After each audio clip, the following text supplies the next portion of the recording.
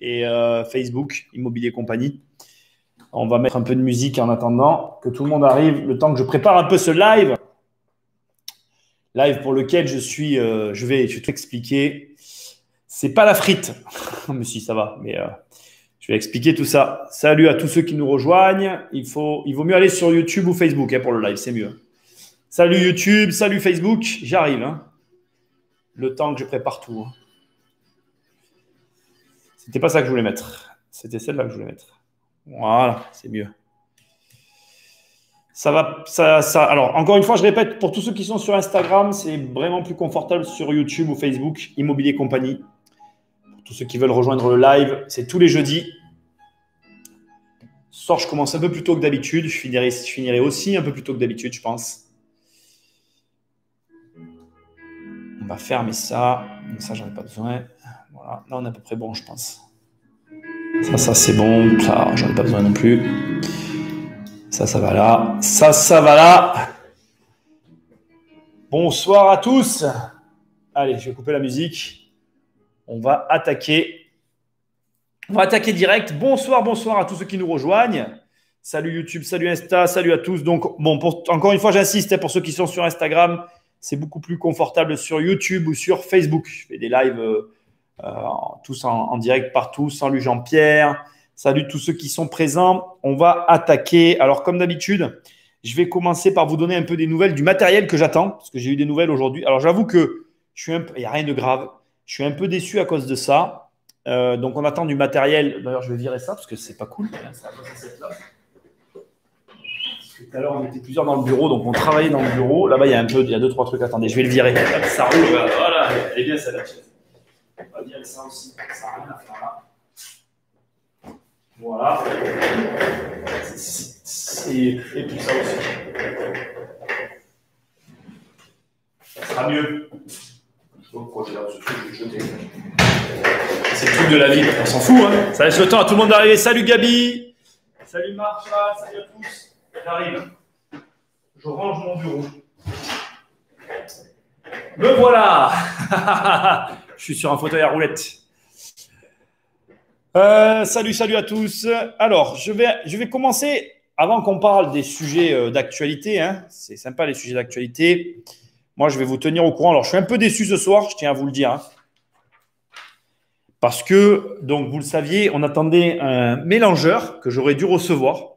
J'ai eu un mail hier qui me disait que le mélangeur, en fait, n'était pas disponible. Alors, pour vous retracer rapidement l'histoire, il était affiché sur le site comme disponible et il se trouve que, bien évidemment, au dernier moment, alors que je devais le recevoir, on m'annonce qu'il n'est pas disponible. Ce qui m'a un petit peu énervé parce qu'aujourd'hui, je suis toujours un petit peu bloqué dans ma situation comme je suis là, qui ne me convient pas. Je ne peux pas aménager l'arrière, donc ça m'énerve un peu. Donc, ça n'avance pas. Alors, je vais quand même un petit peu tout vous expliquer. Du coup, cet après-midi, entre deux rendez-vous, j'ai réagi et j'ai trouvé, comment on va dire, un fournisseur qui, a priori, l'a en stock et je le recevrai, a priori, sous 48 heures. Donc, les membres du groupe privé, donc je vous ai fait une vidéo aujourd'hui sur le groupe que j'espère que vous avez vu sur la situation bancaire, que je vous invite vraiment à aller voir. C'est très important parce que j'ai eu des informations hyper intéressantes sur le sujet. On ne va pas parler de ça ici ce soir. Mais vous serez les premiers informés puisque c'est sur le groupe privé que je vais tester le mélangeur. Dès que je l'ai, on va pouvoir installer tout le matos qui est là et on va pouvoir acheter tout ce dont j'ai besoin, en tout cas tout ce que j'ai en tête pour que ce soit plus cool et plus sympa pour qu'on puisse faire des émissions agréables. Salut Block Adventure, salut à tous. Donc, c'est un contretemps. On va prendre ça comme un contretemps et ça va se faire.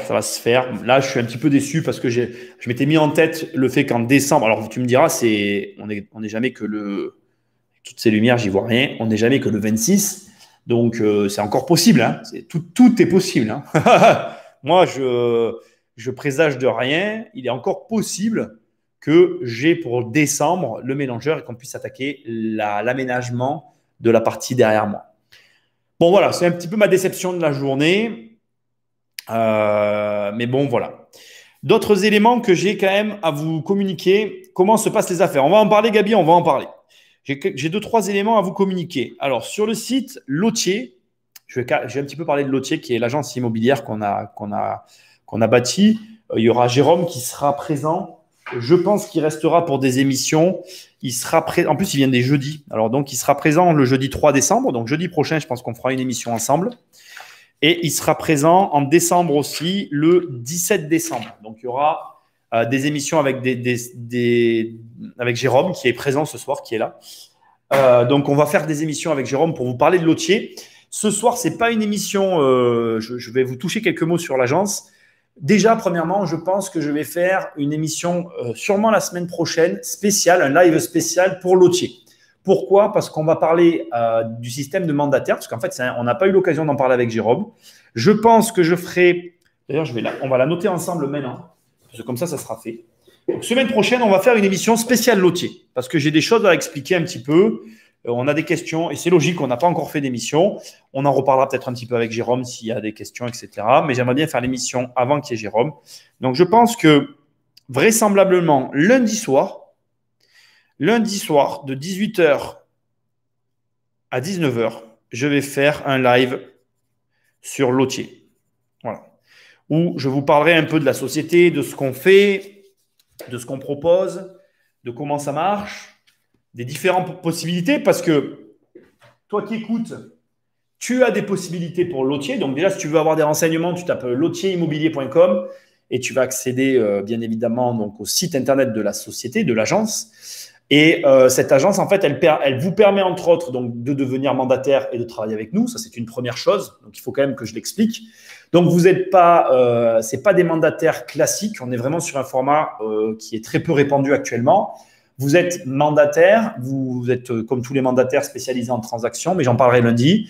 Et vous pouvez proposer de la gestion. Et bientôt, j'espère, on n'a pas encore eu le temps d'y travailler, mais en tout cas, en 2021, on va travailler sur le fait qu'on va pouvoir aussi proposer un service au niveau du financement et d'autres services ajoutés dont je parlerai lundi soir.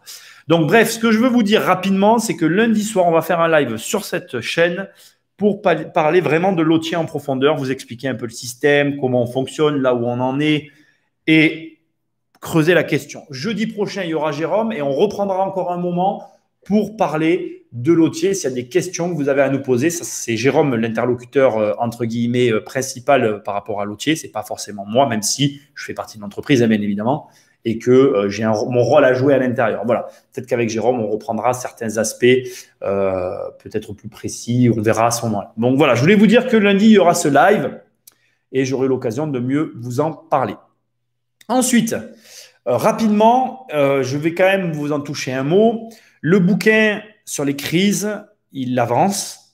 Je ne sais pas si on sera… J'ai tout fait pour qu'il soit là à Noël, mais je ne suis pas en mesure de vous dire aujourd'hui s'il sera prêt pour Noël parce qu'on est en train de finaliser la mise en ligne des programmes. Donc, certains le savent, les programmes sont à nouveau accessibles. Vous allez sur immobiliercompagnie.com, dans l'onglet formation. Il n'y a qu'une seule formation. Vous cliquez et vous avez accès au programme. Voilà, c'est à nouveau ouvert, c'est à nouveau là. Donc, il y a beaucoup de choses pour vous de l'autre côté, de votre côté à vous. Voilà, c'est accessible, donc vous vous dites que c'est OK. Mais pour moi, de mon côté, j'ai encore du travail. Donc, je suis en train de finaliser. Il y a des gens qui m'ont dit, Nicolas, je voudrais qu'on fasse un live pour poser des questions. Pareil, mais là, je ne suis pas en mesure de prendre le rendez-vous. Je prendrai avec vous un rendez-vous quand moi, de mon côté, ça sera terminé. Parce que ce n'est pas fini. J'ai encore du taf. Je travaille sur une très grosse vidéo que vous allez avoir, que Gabi, d'ailleurs, qui est présent dans le live, attend depuis très longtemps. Mais ça fait très longtemps que je travaille dessus. C'est une vidéo pour tout ce qui est les business de rente et expliquer comment construire une entreprise très rentable, qui est pour moi une des clés pour atteindre des sommets en termes de revenus locatifs. J'insiste parce que pour moi, les deux sont interconnectés et c'est le sujet de ces formations. Et il manque une vidéo pivot sur laquelle je travaille. J'en ai parlé, je crois, dans le groupe privé. Il y a eu plusieurs versions de cette vidéo. Je pense que j'arrive dans les dernières versions de la vidéo. On est sur 2h30 de reportage, parce que c'est un mini-reportage.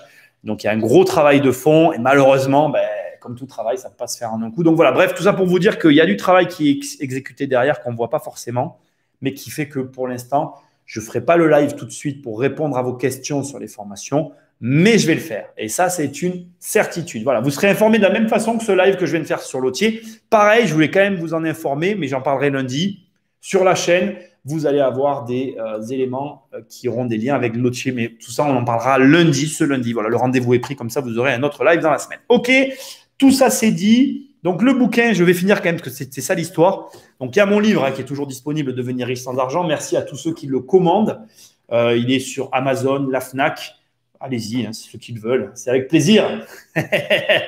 Voilà. Le prochain livre, donc, c'est Survivre à une crise financière. On y travaille, mais bon, voilà, on part au plus urgent. Semaine prochaine, j'ai des visites encore, donc des visites très sympas que je partagerai avec vous. Je les partage sur Instagram. Toutes les visites sont sur Instagram. Allez-y, sans aucun problème, si vous voulez voir un peu les biens qu'on visite. Puis ce qu'il y a de sympa maintenant, c'est qu'avec l'agence, j'ai aussi des évaluations à faire. Donc, c'est cool. J'en faisais déjà avant, parce que quand tu fais des opérations achat-revente, des fois, tu as des partenaires qui t'appellent pour avoir ton avis. Mais là, on est vraiment sur des choses où je n'ai pas de lien direct ou de possibilité de faire une opération moi personnellement, mais où du coup, je suis convié et où on me demande mon avis. Moi, ça me fait plaisir et je trouve ça cool. Et en plus, ça va être un bien, je pense, sympa. Donc voilà, il y aura des images, je pense, sur Insta. Donc voilà. Je vais prendre vos questions ce soir. On va parler bien évidemment de notre allocution, de notre Jean-François préféré. Je vais un petit peu vous donner mon avis parce que j'ai donné des informations hyper importantes au groupe privé sur les banques, mais du coup, je vais partager ici des informations sur ce que ma sensation un petit peu. Ça restera une sensation. Je vois pas le futur, mais je commence à me faire une idée, je pense, de la situation qui est pas forcément juste, mais qui est une idée générale. Et donc, je vais vous la partager, histoire qu'on puisse en discuter. Ça va être un peu le sujet de ce soir. Voilà.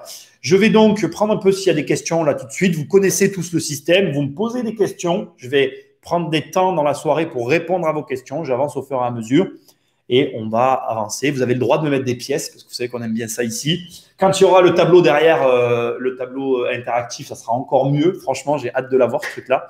Donc, il est prêt pour tout vous dire. C'est le prochain achat que je ferai avec vous. On le validera ensemble quand même. Je trouve que ça sera rigolo. Et puis le décor, parce que là, c'est moche.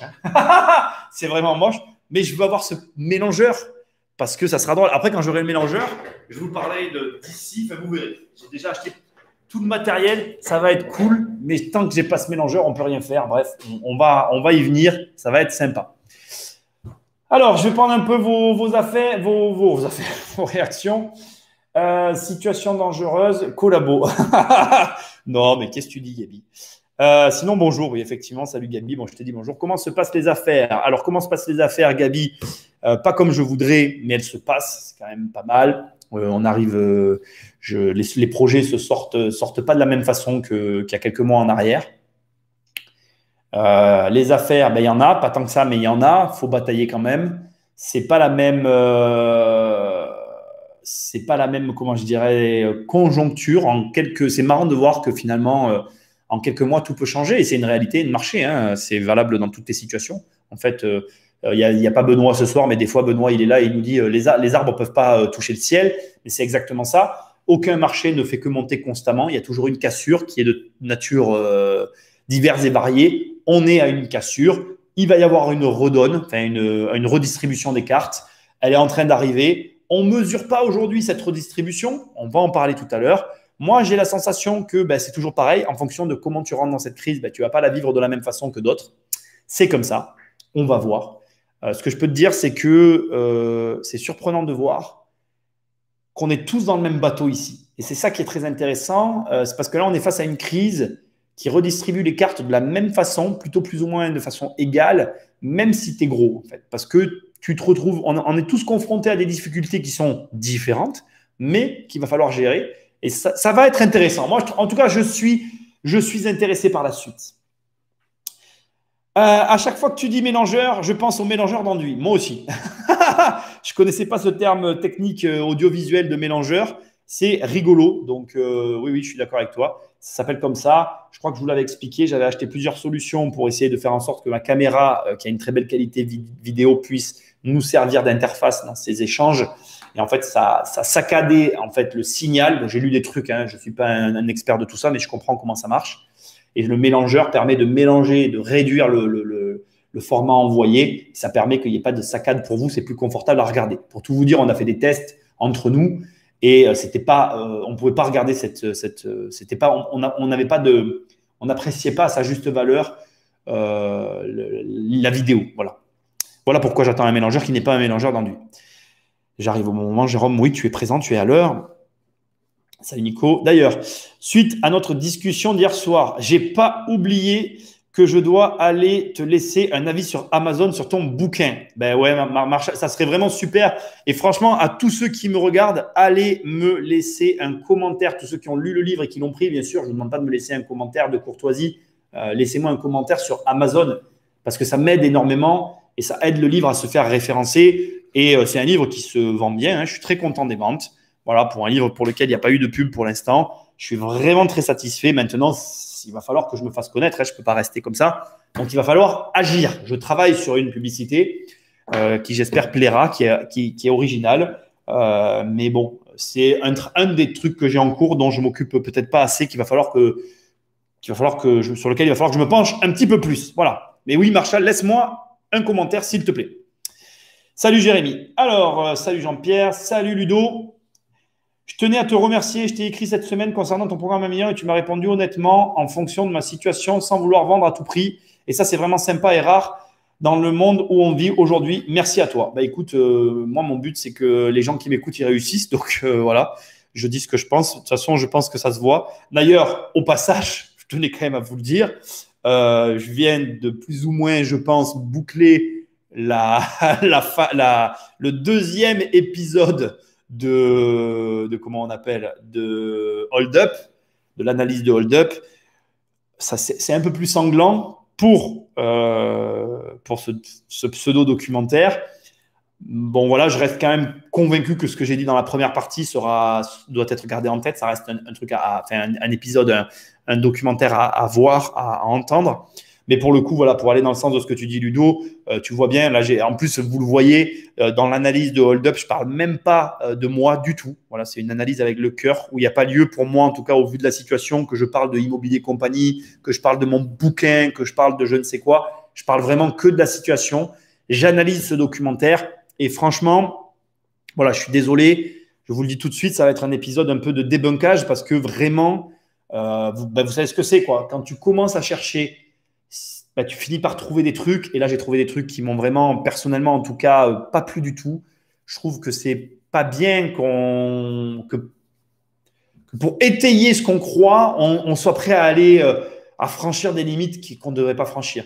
Voilà. Donc, sans vous teaser un peu là, ce que j'ai découvert, mais il y a clairement des passages dans Hold Up qui ont été remontés pour faire dire aux personnes ce qu'ils ont voulu qu'ils disent. Alors, quand tu prends le passage en entier, que bien évidemment j'ai retrouvé et que vous allez pouvoir comparer, ben, la vraie conférence de la fausse conférence remontée dans Hold Up, c'est pas beau de faire ça. Non seulement c'est pas beau, mais du coup, tu remets en cause tout le truc en fait. Tu te dis, ben, où est-ce que tu l'as fait, où est-ce que tu l'as pas fait, quoi. Parce que si tu as été capable de le faire pour un truc aussi grave et pour laisser parler tes témoins, pour leur laisser dire ce qu'ils disent, alors que toi, tu sais qu'au montage, tu t'es arrangé pour que… Enfin, c'est pas beau. Franchement, c'est pas beau. C'est pas beau du tout. Et plus j'y réfléchis, plus je me dis, ils sont allés loin. Parce que j'ai même la sensation, et ça, je ne l'ai pas dit dans l'analyse, c'est un peu l'occasion pour moi de le dire d'ailleurs, j'ai même la sensation qu'ils ont fait venir des gens à qui ils ont fait voir des images remontées, donc trafiquées. Du coup, les gens ont eu une fausse analyse du truc. Ils ont réagi à quelque chose de faux au départ, qui a été fait sciemment. Et on te présente la réaction en te disant, voilà, regardez les méchants riches. D'ailleurs, c'est même pas ça, c'est regarder les méchants énarques. Parce que pour le coup, on attaque… Alors, tu vois, c'est pas de moi. En plus, franchement, je suis pas le mec qui va défendre les Jean-François.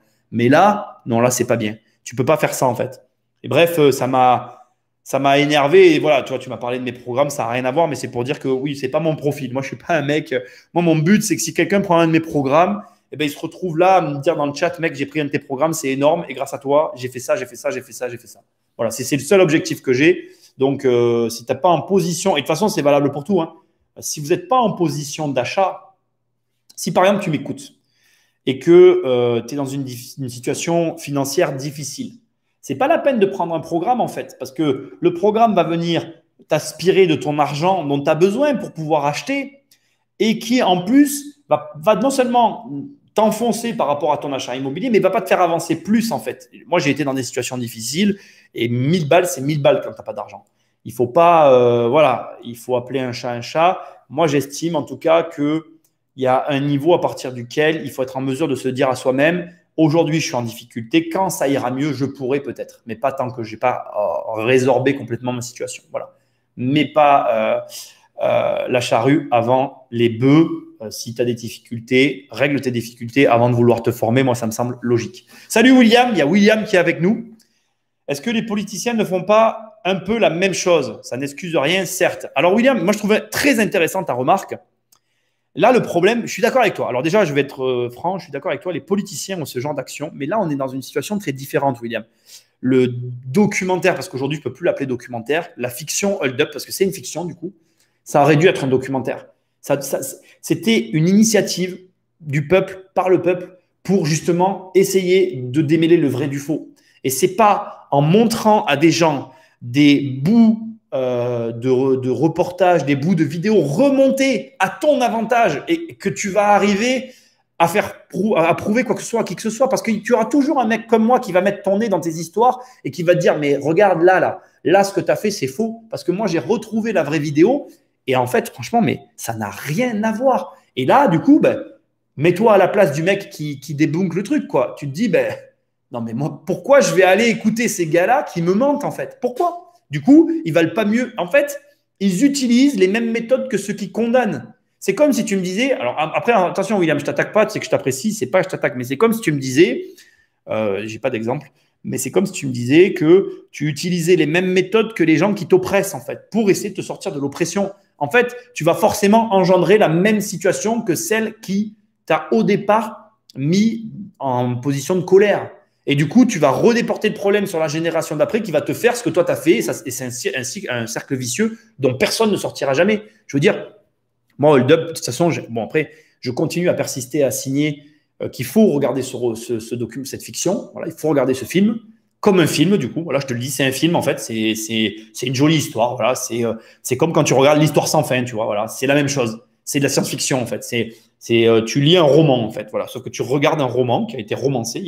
Aujourd'hui, je suis plus capable de te dire qu'est-ce qui est vrai de qu'est-ce qui est faux. Par contre, je trouve que dans ce roman, il y a des questions qui sont judicieuses. Et c'est très dommage parce que ces mêmes questions qui auraient été dans un fil sain, dans une situation saine où on n'était pas attaquable, je ne tiendrais pas ce discours aujourd'hui. Et ça me gêne, en fait. Ça me gêne qu'on ait pu à ce point pervertir un sujet qui n'avait pas besoin de ça. Je pense que la situation elle est assez grave pour pas en rajouter une couche par-dessus, quoi. Alors après, voilà, j'ai hâte que vous l'écoutiez, l'émission, parce que je sais qu'il y en a déjà qui ne seront pas d'accord avec mon débunkage, mais en attendant, c'est lunaire, en fait, parce que ça va très loin, parce que même les mots qu'emploie le mec, je me suis rendu compte après que les personnes n'avaient pas compris le sens correct de ce qui avait été dit. Donc, ça va vraiment très, très loin dans tout ça, quoi. Voilà. Ne m'attaque pas, lol. Mais je t'attaque pas, William. C'est que je veux pas que tu le prennes mal, parce que voilà. Je n'ai même pas regardé ce document, non, cette fiction. Tellement je sais que c'est pas sérieux. Comme les annonces des politiciens, c'est comme BFM selon moi. Je comprends, William. Je comprends. Après, si tu veux, voilà, moi je trouve qu'il faut quand même l'écouter parce qu'il y a des trucs intéressants. Voilà, c'est ce que je dis dans le podcast. Alors, je prends la suite. D'ailleurs, suite à notre discussion, le gros projet est vendu. Et non, Gabi, j'en suis sorti. Tu n'as pas peut-être suivi, mais j'en suis sorti. Voilà. Mais j'aurai l'occasion de t'en parler, je pense, parce que j'espère. Alors, pareil, je l'ai expliqué dans le groupe privé. Mais là, bon, enfin, je ne l'ai peut-être pas expliqué d'ailleurs. Mais actuellement, vu la situation, je n'ai pas de date pour le prochain repas. Le prochain repas devait se faire en décembre à Nîmes avec le groupe privé.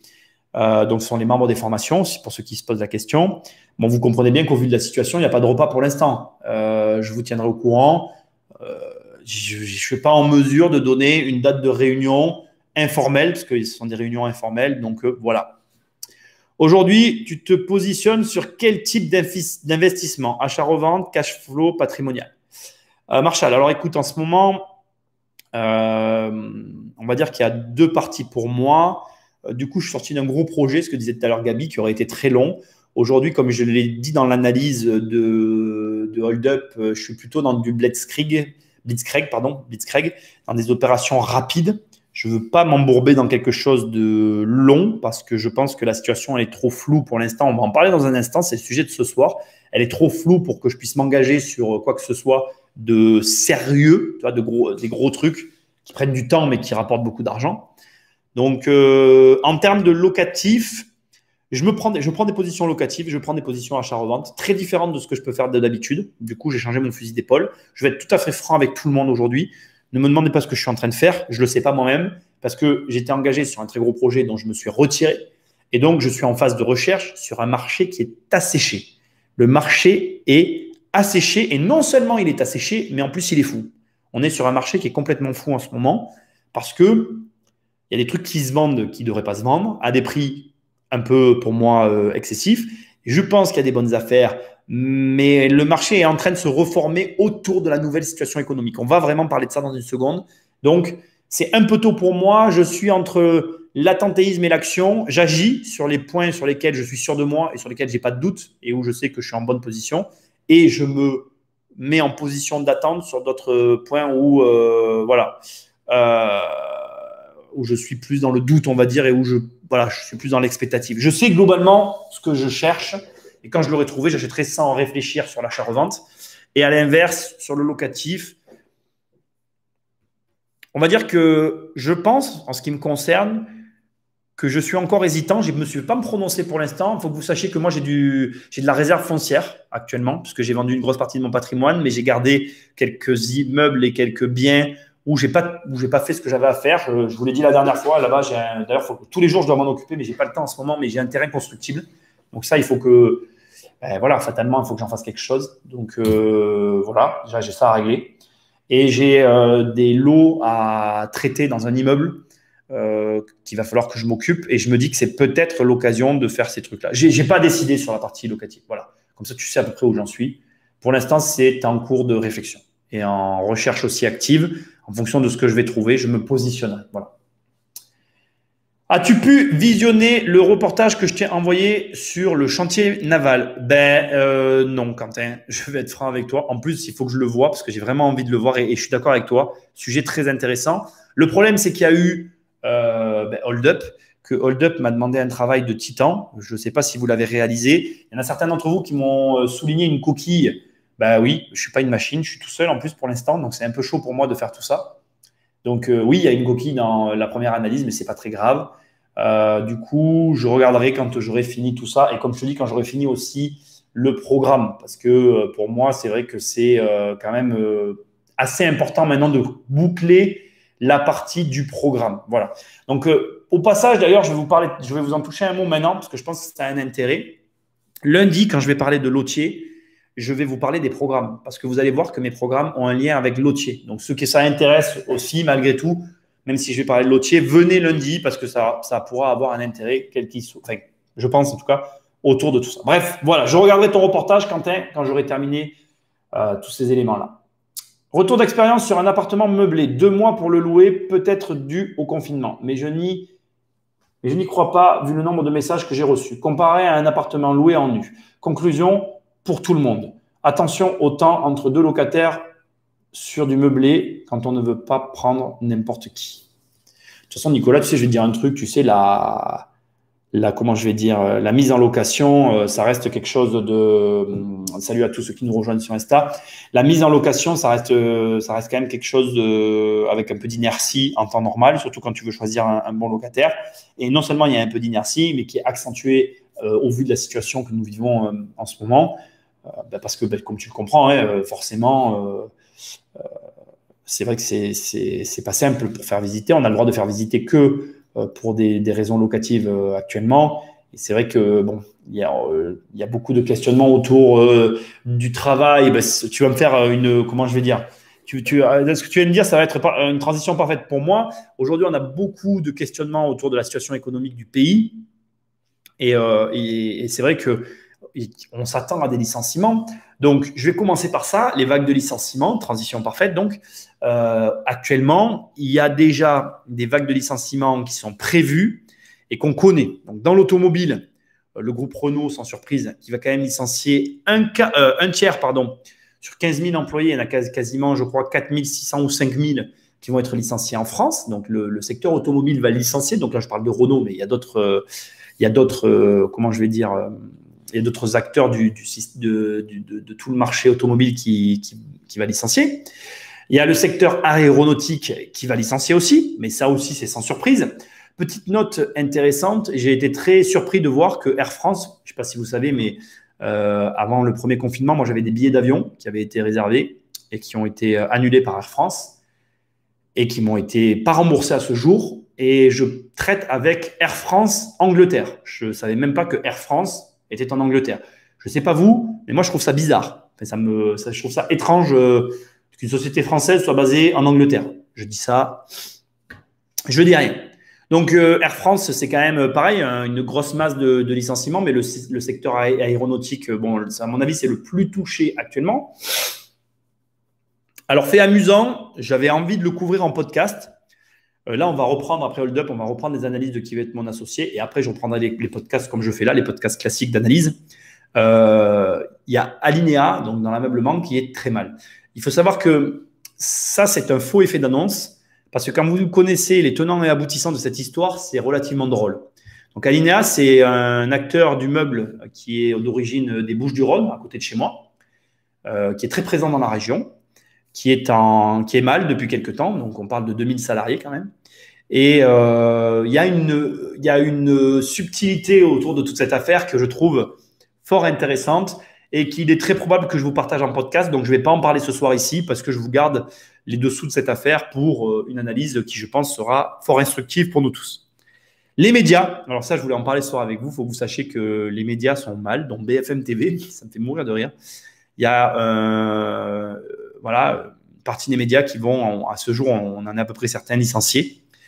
Je vais vous parler de tout ça. Je vais finir ma vague de licenciements. Ne vous inquiétez pas, je ne suis pas en train de faire ma chaîne de télé. Je vais un peu vous expliquer pourquoi je vous parle de tout ça ce soir et où je veux en venir.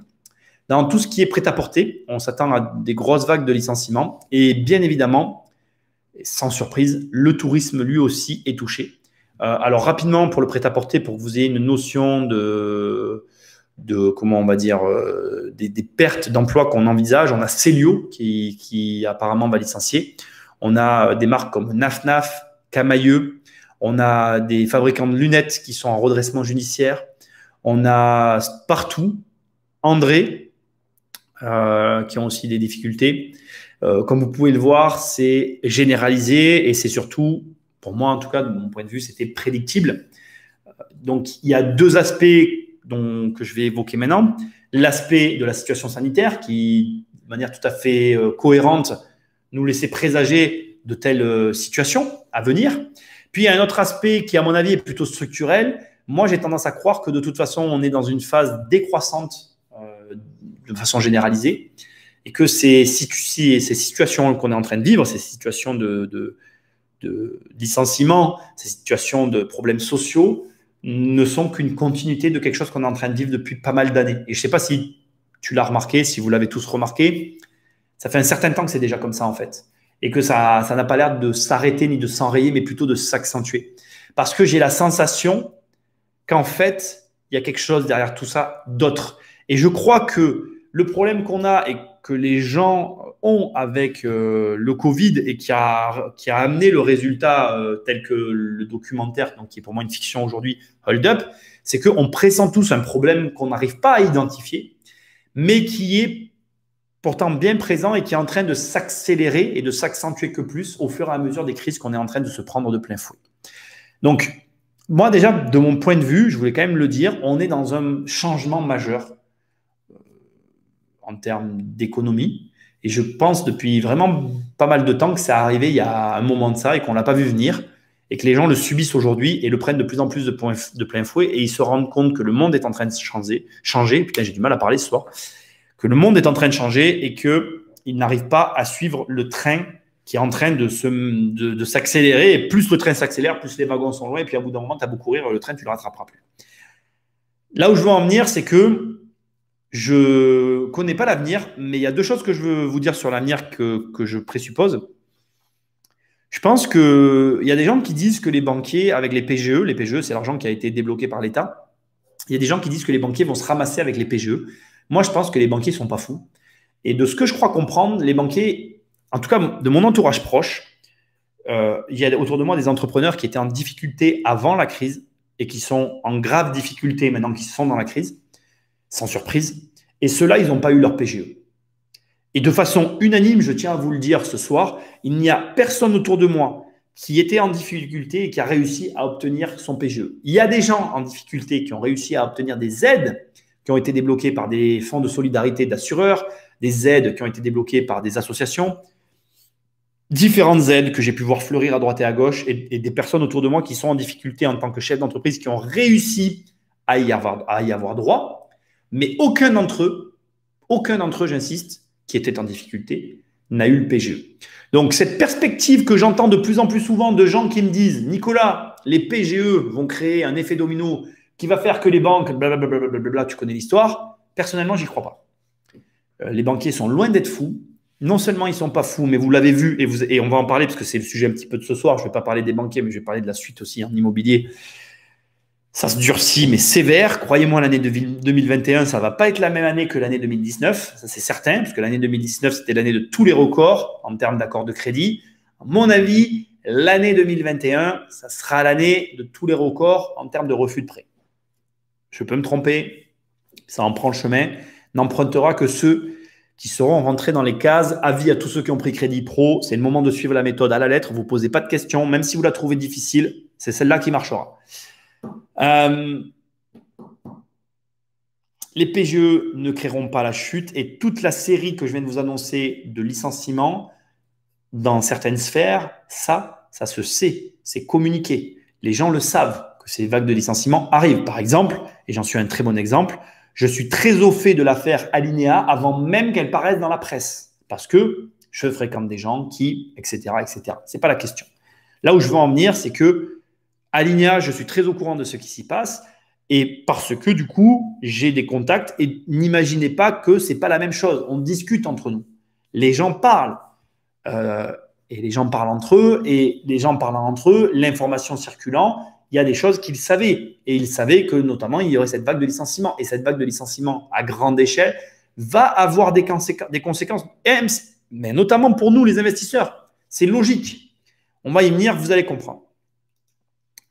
Donc, cette vague de licenciement, c'est un pan du problème. Deuxième pan du problème, les banquiers durcissent leurs conditions d'accès au crédit.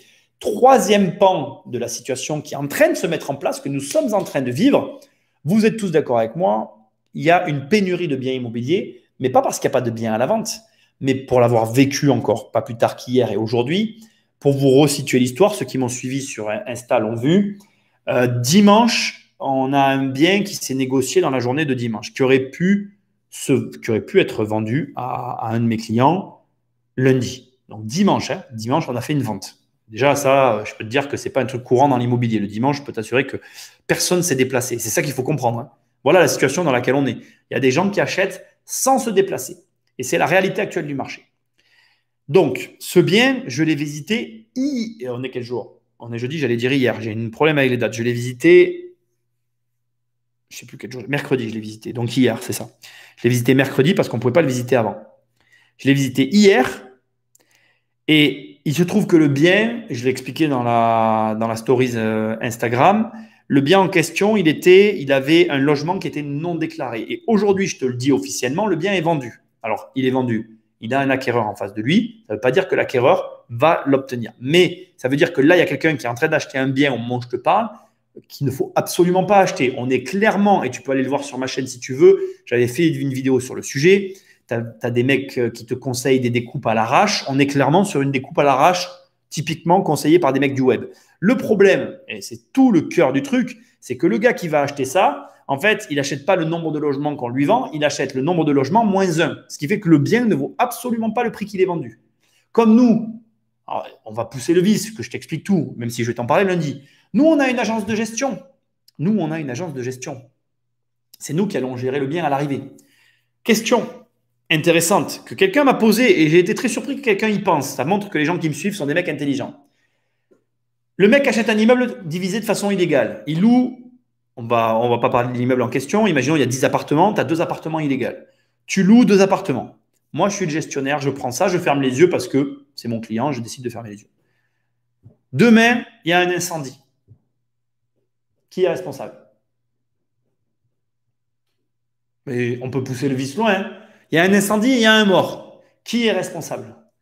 Donc voilà, c'est là où je disais tout à l'heure à Ludo, voilà, je suis pas le mec qui va, je suis pas le mec qui pousse à la formation, mais il y a quand même un point où il faut quand même se former parce que là, il y a des mecs qui achètent cet immeuble-là sans y comprendre rien. Parce que pour qu'ils achètent ça, c'est qu'ils y comprennent rien. Et même l'agent immobilier avec lequel j'ai parlé au téléphone, quand je lui ai expliqué la situation, il n'a plus rien dit. Et je peux te dire un truc, il va bien se garder de le dire à son acquéreur parce que lui, il va prendre sa com. Je l'accuse de rien. J'ai pas de problème avec ça. Je comprends très bien comment marche le système, enfin, comment marche le marché immobilier, comment fonctionnent les marchés de l'immobilier. Mais voilà la situation qu'on est en train de vivre. Donc, une vague de licenciements importante qui arrive, on le sait déjà. Des banques qui vont prêter que dans des conditions drastiques et des acheteurs qui sont en train d'acheter tout et n'importe quoi parce qu'ils ont peur, parce qu'ils sont dans un état de panique. Ils ont peur de perdre leur argent. Et du coup, qu'est-ce qu'ils sont en train de faire, les mecs? Réfléchissez une seconde. Ils sont déjà en train de le perdre, l'argent. Là, le mec qui achète cet immeuble, il a déjà perdu l'argent. Et il ne l'a pas perdu parce qu'un riche lui a pris. Ce n'est pas un riche qui lui aura pris l'argent. C'est parce qu'il n'aura pas eu un bon conseiller. C'est parce qu'il n'aura pas travaillé avec des bonnes personnes comme moi. Mon client, il travaille avec le bon interlocuteur. Parce que le bon interlocuteur, il lui a dit, moi, par exemple, je n'ai pas besoin de cette commission-là. Je lui ai dit, écoute, la com, on s'en fout. Moi, ce que je veux, c'est que tu aies le bon produit. Tu n'achètes pas ça. Il était déçu au téléphone. Hein. Il était déçu parce qu'on est sur un emplacement première catégorie. On est sur un emplacement de fou. Hein. Mais non, tu n'achètes pas. Parce que le prix ne prend pas en considération le coût des travaux pour remettre le truc dans la légalité. En plus, je ne vais pas tout te dire, ça serait trop long, mais voilà. Bref, le mec qui achète ça, lui, par contre, il y va droit dans le mur. Il est déjà mort. L'argent, lui, tu es sûr, il l'a déjà perdu. Alors, je te la raconte l'histoire parce que je la connais. Il va acheter ça et comme il l'a acheté trop cher et qu'il ne va pas passer au travers des problèmes de la location, hein, c'est-à-dire que tu peux acheter un bien à n'importe quel prix, à n'importe quel emplacement. Les problèmes sont les mêmes que tu achètes dans le meilleur emplacement du monde, je ne sais où, que dans le pire emplacement du monde. Comme il l'a dit tout à l'heure, j'ai oublié son nom, Nicolas, je crois. Quand tu reloues, tu as de la vacance locative, etc. Mais comme tu as un gros crédit sur le dos, ta vacance locative, c'est qui la paye? Ben, c'est Bibi. Et du coup, tu le vois, le cercle vicieux qui se met en place. Eh ben, le mec qui a perdu de l'argent, il va mettre son bien à la vente. Et là, quand il va revenir dans un marché normal, il va se reconfronter à la réalité du marché. Et la réalité du marché, ça va être des offres en dessous du prix qu'il aura payé. Et l'argent, il l'aura perdu comme ça, bêtement, à cause d'un mauvais conseil, d'une mauvaise orientation et d'une situation et d'une prise de décision dans un contexte qui n'était pas favorable. Donc, je résume. Crédit difficile à obtenir. Vague de licenciements à venir. Des banques qui n'ont pas prêté et qui ne sont pas exposées comme je le pense, mais par contre, des acheteurs qui sont en train de faire n'importe quoi. Pour moi, on est sur un marché actuellement qui est très asséché parce qu'il y a très peu de choses. Le peu qui y arrive ne satisfait pas la demande qui est grandissante. Et puis en plus, tu sais, c'est des cercles en fait, tout ça. Plus tu as de gens qui demandent, plus il y a des gens qui disent ça part vite, donc ils sont enclins à acheter. Et c'est presque une stratégie, on pourrait dire orchestrée, alors que pas du tout, mais tu comprends ce que je veux dire. Et du coup, on est dans une espèce de phase où c'est en train de mouliner dans un mauvais sens. Et à part des personnes qui vont avoir du réseau et qui vont être en mesure de s'orienter, 80% des opérations qui sont en train de se traiter actuellement ne sont pas des opérations qui ont un intérêt. Donc, du coup, pour répondre un peu à quelle est ta stratégie, on me l'a demandé. Moi, en tout cas, je suis un peu dans l'attentéisme, mais dans la recherche de biens précis, parce que si je trouve ce que je cherche au prix que je veux, j'achèterai quand même. Hein. Ça n'empêche pas que dans ces marchés-là, il y a quand même des affaires qui se font. Et donc, on en arrive sans surprise à l'analyse immobilière. Et après, je répondrai un peu à vos questions, puis on réagira ensemble. Donc, l'effet du confinement, c'est ce que je suis en train de te dire. Un accroissement des achats dans une espèce de frénésie incontrôlée par rapport à une situation générale qui est le stress, la peur, tout ce que tu connais actuellement, hold-up, tout ça. OK? Mais surtout des achats qui sont faits n'importe comment à des prix qui ne correspondent pas à la réalité. Actuellement, donc, on est dans une baisse. On est toujours dans une phase où il y a toujours plus d'acquéreurs que de vendeurs, ce qui fait que, comme je te l'ai dit, la situation est en train de s'envenimer. Cette situation, elle va perdurer jusqu'à un point. Et quand on va arriver à ce point de rupture, d'un coup, il va y avoir une vague de biens qui vont revenir sur le marché. Et à partir de là, les prix vont commencer à baisser à nouveau. La baisse, je ne peux pas la prédire, mais c'est comme ça que ça va se passer. La vague de biens qui va arriver sur le marché, c'est quoi? C'est précisément la conséquence de ce qui est en train de se passer aujourd'hui. C'est-à-dire que les gens sont en train d'acheter, de signer. Ils sont en train d'acheter et de signer dans les conditions d'achat du début d'année 2020 qui étaient encore calquées sur l'année 2019, des conditions d'achat facilitées. Et là, on va se heurter à des gens qui ne vont pas avoir leur prêt. Moi, je commence à voir revenir sur le marché des biens pour lesquels les gens n'ont pas eu leur crédit, avec des agents immobiliers qui commencent à écrire opportunité à saisir suite à un refus de prêt. Tu vas voir comment on appelle, tu vas voir ces offres de biens immobiliers fleurir petit à petit. Et plus ça va se multiplier, plus les opportunités vont commencer à popper, à apparaître devant tes yeux.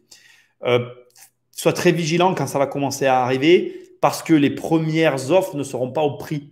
Il y a d'abord l'arrivée massive de ces offres-là avant le déclin. Et il faut bien attendre le déclin pour commencer à se dire c'est le moment d'y aller. Donc, faut avoir le nez creux. Il ne faut pas faire n'importe quoi à ce moment-là. C'est globalement la succession d'événements que je vois arriver dans les mois qui arrivent.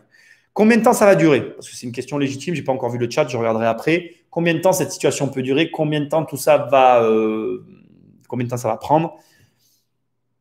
D'expérience, moi je dirais déjà, il va y avoir plusieurs facteurs. Bancairement, tu peux tabler sur 2 ans minimum, ça peut aller jusqu'à 4 ans.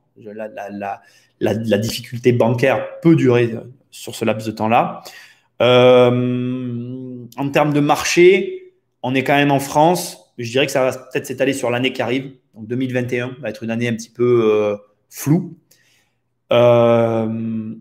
En termes d'économie, parce que derrière tout ça, il y a aussi des enjeux économiques, comme je t'ai parlé de licenciement, etc. L'économie, c'est plus compliqué pour moi de te parler. Pareil, quand j'ai écrit mon bouquin sur les crises, la France ne fait pas partie des pays qui est en capacité de se remettre d'aplomb rapidement. Par rapport aux précédentes crises, ce que j'ai pu observer, c'est que la France, elle était à peu près le 4e pays à récupérer rapidement son économie, son cycle, comment on appelle, son rythme de croisière. Le premier pays d'Europe à récupérer rapidement ses économies après des crises, c'est l'Angleterre. Le deuxième, c'est l'Allemagne. Le troisième, je crois que c'est l'Espagne. Et le quatrième, c'est la France. Je ne dois pas trop me tromper. Donc, quand tu sais que l'Angleterre met à peu près 1 an pour récupérer un rythme économique, je pense qu'on est à peu près cohérent de penser qu'il va falloir 2 ans à la France minimum pour récupérer un rythme économique de croisière tel qu'on avait là, qui est d'ailleurs très dommage parce qu'on avait un bon rythme économique qu'on n'avait pas eu depuis très longtemps, depuis les années 2000, avant 2008. Donc, je dirais que la France va mettre 2-3 ans pour reprendre un rythme économique cohérent, ce qui fait que ça nous amène à… Désolé les mecs, c'est pas des dates réalistes, c'est les dates que j'aime pas, mais tu peux tabler sur 2022-2023 avant de commencer à un retour à la normale potentiel. Ça veut dire quoi? Ça veut dire que toi, si tu es investisseur et que tu m'écoutes ce soir, il va falloir que tu changes tes habitudes, que tu changes ta manière de travailler, que tu t'y adaptes et que aussi tu commences à réfléchir autrement en termes d'affaires. Alors, il n'y a pas rien à faire en période de crise, il y a des choses à faire. Maintenant, on ne fait pas les mêmes choses quand on est dans des phases comme celle-ci que quand on est dans des périodes fastes. Voilà. Les banques, ce n'est pas une catastrophe. Hein. Je dis que c'est des conditions drastiques, mais ils accordent des crédits. Je dis aussi qu'il va y avoir des opérations qui vont être traitées, mais plus les mêmes, pas au même prix. Et voilà, c'est plus difficile. Aujourd'hui, pour moi, on se retrouve à nouveau avec une barre aux 500 000 euros. Quoi. Voilà. Il y a plus et moins de 500 000 euros. Il y a ceux qui peuvent y aller et il y a ceux qui ne peuvent pas y aller. On est dans 2 sphères très différentes. Ça ne demande pas les mêmes situations financières, mais ça, je pense que tu le savais déjà. Je vais un peu regarder les questions que vous m'avez posées s'il y en a. Je commence par Instagram parce que bon, Instagram, il y en a toujours un petit peu moins. Et après, je vais attaquer. Bonjour à tous ceux qui m'ont rejoint. Faut se méfier car des formateurs, beaucoup le font et le conseillent maintenant. Alors, attends, de quoi tu parles? C'est Mehdi qui me dit ça. Il faut se méfier des formateurs. Je pense que tu parlais de la division que j'évoquais tout à l'heure. Parce que, en fait, ouais, je pense que tu parlais de la division. Ben, la division, il faut se méfier. Moi, j'espère qu'il y en a plus qui le font. Moi, j'ai fait une vidéo. Tu tapes, je suis en train de réfléchir. Le nom de la vidéo, c'est division d'appartement. Je ne sais plus comment elle s'appelle. Elle est sur ma chaîne. Et je te dis comment faire pour voir. Parce qu'il y a quelqu'un qui me demande comment tu as fait pour savoir que l'appartement a été divisé illégalement. Je l'explique dans une vidéo. Division. Je vais voir, je vais te dire un peu le nom de la vidéo. D'appartement. Division d'appartement, ce n'est pas la première. Ouais, c'est pas la première. C'est pas la première. Comment faire une division au fil? Putain, ouais, elle y est plus mal. Mais il faudra que j'en refasse une, hein. Bon, ben, je vais en refaire une. Il y a une vidéo que j'avais fait sur comment faire une division d'appartement officielle. Elle y est même plus, tu vois. Ça remonte à longtemps maintenant. Je fais moins de vidéos sur YouTube. Il y a plusieurs critères, en fait. Je vais pas les expliquer là, ça serait trop long. Mais voilà, il faut faire attention. Il y a des divisions illégales, il y a des divisions légales. Il faut faire attention. Certaines grâce au compteur. Oui, il y a les compteurs électriques, effectivement. Compteur électrique, compteur d'eau, il y a plein de choses à regarder. Allez, je continue parce que là, ça m'a un peu. Une banque, c'est comme le casino, ils sont toujours gagnants. Cacher une information, même s'il est que courtier, c'est un dol, non? Alors, Franck, le dol, c'est une notion de droit que j'avais vue.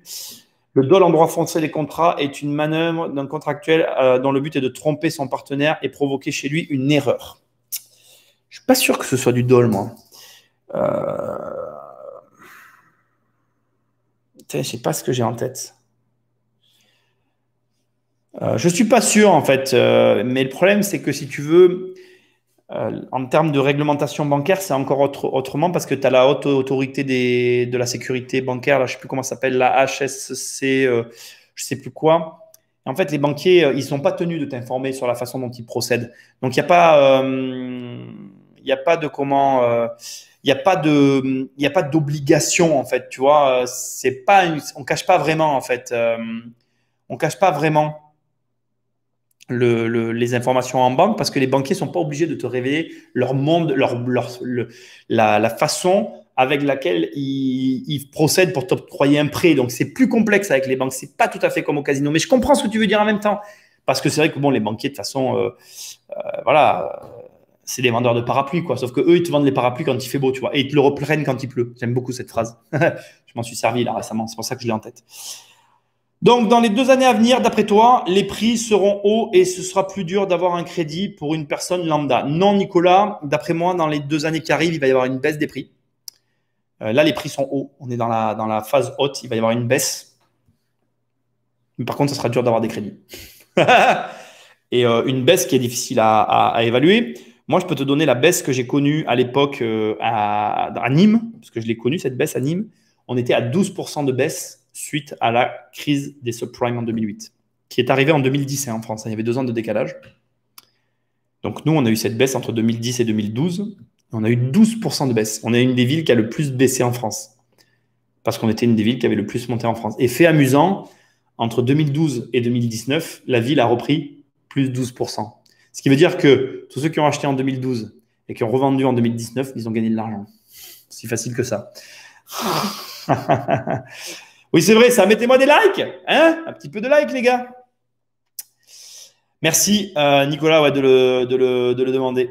Bien vu, Nicolas. Ouais, parce que d'habitude, c'est Sandra qui le demande. Merci, Sandra. C'est parce que je suis en retard, c'est ça? Ouais, Sandra.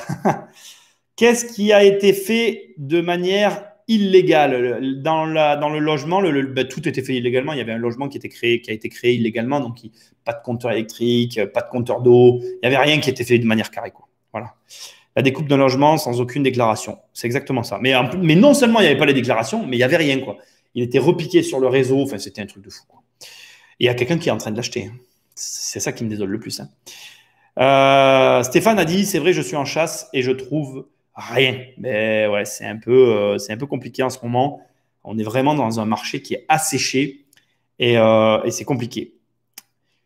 Tu vas acheter cash? Oui, c'est possible. C'est possible que j'achète cash. Mais en fait, c'est marrant parce que tu vois, il y avait un achat que je devais réaliser comptant, parce que j'en ai fait un cette année déjà comme ça. Il y en a un autre que je devais réaliser comptant là, il n'y a pas longtemps. Finalement, je me suis rétracté sur celui-ci, pas sur l'achat par contre, j'achète toujours, mais plus au comptant sur celui-là pour acheter autre chose au comptant. J'ai remanagé, j'ai revu là récemment entièrement toute ma stratégie sur plein de points parce que justement, j'avais pas anticipé moi le deuxième confinement, si tu veux. Je l'avais pas vu venir. Voilà, je vais être tout à fait franc. Donc là, maintenant, le deuxième confinement transforme encore ma vision de tout ça. C'est pour ça que je vous partage un peu ma vision actuelle et les éléments que j'ai pu glaner à droite et à gauche ces derniers temps. Parce qu'effectivement, c'est à prendre en compte. Tu as des régions qui vont le prendre quand même, hein, le contre-coup de tout ça. Donc, on ne peut pas ne pas l'intégrer à notre réflexion. L'investissement, c'est de l'avenir, hein. C'est un pari sur l'avenir. Moi, il y a récemment, je me suis posé des questions sur des biens que je possédais, en me projetant sur l'avenir et en essayant de voir comment j'envisageais les choses par rapport à ces biens-là. C'est très difficile de faire cet exercice maintenant, parce que du coup, tu te dis, est-ce que c'est judicieux? Est-ce que c'est voilà, est-ce que c'est est-ce que c'est la bonne projection que j'ai? C'est comme ça, quoi. Voilà, c'est pas évident. C'est pas évident. Salut à tous ceux qui nous rejoignent. Bon, ben voilà, hein, j'ai répondu à toutes les questions. Voilà, écoutez, ce soir, j'ai pas préparé plus que ça, hein. Bon, c'était déjà pas mal. Si vous n'avez pas de questions à me poser, moi, je rentrerai plutôt chez moi, ça me va très bien. En plus, je dois aller voir mon artisan pour lui donner des chèques pour des travaux. Donc, moi, ça sera très bien. J'avais prévu de vous parler, je crois, d'un autre point.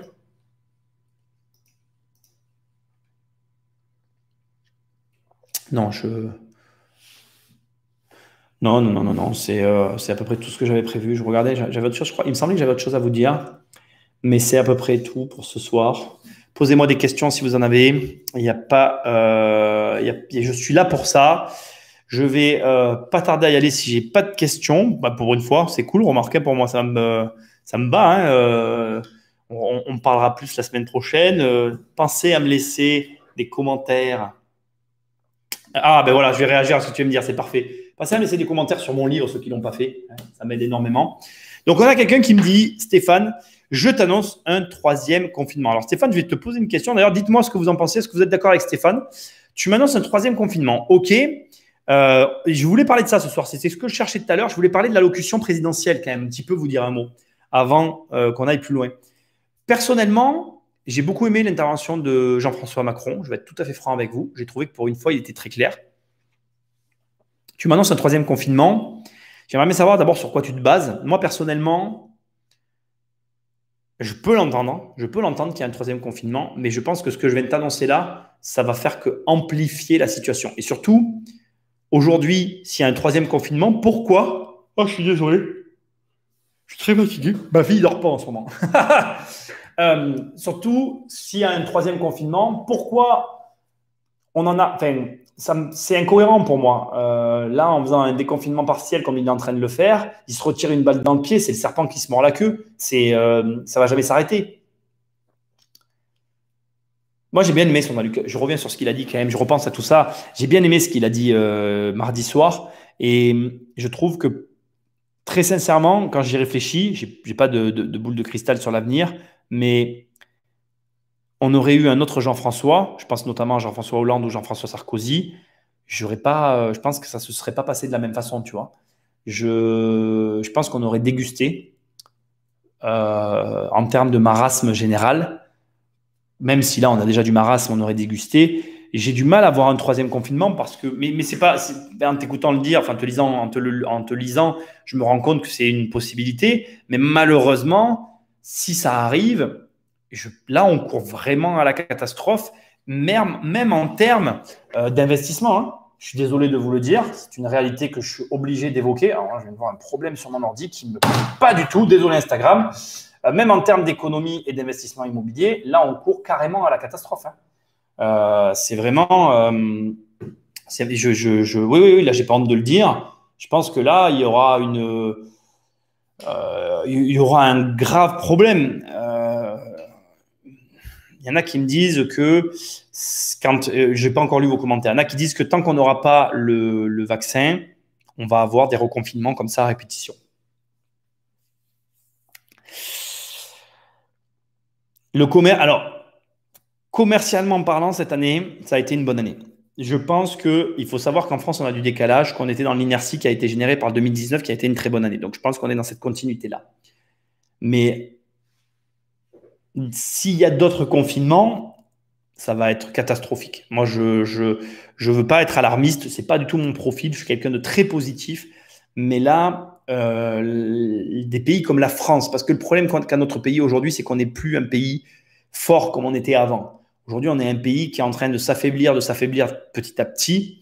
Et ces affaiblissements continuent. À un moment donné, ils finiront par avoir raison de nous. Donc, pour moi, on est clairement dans une problématique. Alors déjà, on est en France, on est dans une problématique fiscale. Hein. Pour moi, on a une problématique fiscale qui est énorme. Et alors là, le Covid, pour moi, est un révélateur de cette situation, mais puissance 1000. D'ailleurs, dans la première analyse de Hold Up, j'en ai parlé. Je vous montrais que, comme disait Echtebech, les entreprises sont étouffées par les charges. Étouffées par les charges. Hein. Les entreprises ne s'en sortent pas actuellement. Hein. Elles ont leurs charges fixes qui continuent. Les salariés sont mis à l'abri. Mais les dirigeants comme moi, on n'a rien eu, nous. Hein. Moi, j'ai rien eu. Nada, walou. Alors, encore une fois, je ne suis pas un mec qui a à plaindre. Mais enfin, c'est lunaire, quoi. Je veux dire, on te parle, en France, on n'arrête pas de parler de comment on appelle, ça a un nom, ça. On n'arrête pas de parler en France je trouve pas le mot, mais de mise à l'écart de population. Mais là, tu as une population qui est mise à l'écart, c'est les chefs d'entreprise. Cela, on n'en parle jamais. C'est une aberration, ce truc. On nous parle toujours, on a plein de problèmes en France avec tout un tas de trucs, mais là, celui-là de problème, personne n'a l'air de l'avoir, quoi. Bon, bref. Donc, c'est vrai que une série de confinements à répétition, comme certains l'annoncent et comme je vois que vous en parlez dans le chat, moi, ça m'effraie énormément. Parce que je pense, j'espère me tromper, mais j'ai peur qu'on s'en relève pas. Voilà. Je vais lire un peu vos commentaires, mais bon, voilà. Allocution du président, non? Oui, c'est ça, c'est de ça dont je parlais. Vrai, t'as regardé alors que c'était l'anniversaire de ta fille? Ouais, j'ai vu que c'était l'anniversaire de ma fille. Je vous ai tous remercié d'ailleurs de me l'avoir souhaité, mais c'était l'anniversaire de ma fille. Économiquement, un troisième serait la mort. Mais on est tous d'accord. Et ça serait non seulement ça serait la mort, mais en plus, je pense que les dirigeants ne mesurent pas dans la situation dans laquelle ils sont en train de mettre leur pays s'ils s'obstinent à conserver le niveau de charge qui est le nôtre en France. Il va falloir qu'ils fassent des concessions, les mecs. Mais je parle de vraies concessions, tu vois, genre diviser les fonciers par 2 ou par 3, voire les supprimer, supprimer la taxe d'habitation, parce que ça, on l'attend quand même de… Alors ça, je suis obligé d'en parler. Là, on va vraiment rire. Parce que là, les gars, il nous a quand même promis, Jean-François, il nous a tous promis qu'il allait supprimer la taxe d'habitation. Mais là, il est dans un gros dilemme. Franchement, je pense que ironiquement, on aurait voulu le faire exprès, ça n'aurait pas été possible. Parce que là, le gars est dans un dilemme financier, mais juste exceptionnel. C'est-à-dire qu'il va supprimer la taxe d'habitation au moment où il en a le plus besoin. Alors, il est vraiment pris en étau entre la promesse qu'il nous a fait du genre l'année avant ma présidentielle, je le ferai. Donc, l'année prochaine, hein, la pire année qui va arriver, c'est celle-là. Hein.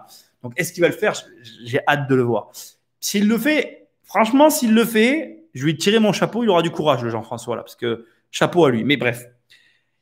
Donc, l'étau, il est là. Et avec l'autre côté, il débloque des milliards. Vas-y, je vous donne des milliards. Mais comment tu vas payer? Je trouve ça drôle. Je trouve ça super drôle. On va même pas être à sa place. C'est ouais. Alors économiquement, on va voir, mais bon voilà. On y est dans le caca, Nico. Jusqu'au cou. Mais tu verras, c'est ce que je dis en fait. Moi, je trouve que c'est intéressant parce qu'on vit un moment historique. Et il y a une chose que j'ai à te dire aussi, parce que bon, maintenant, je fais pas mal de, je suis plutôt dans les analyses, ce qui est très bien d'ailleurs. Et je me rends compte que c'est dans les marasmes que les fortunes se font. Hein. Donc, je veux dire, là, il va y avoir des opportunités de malades.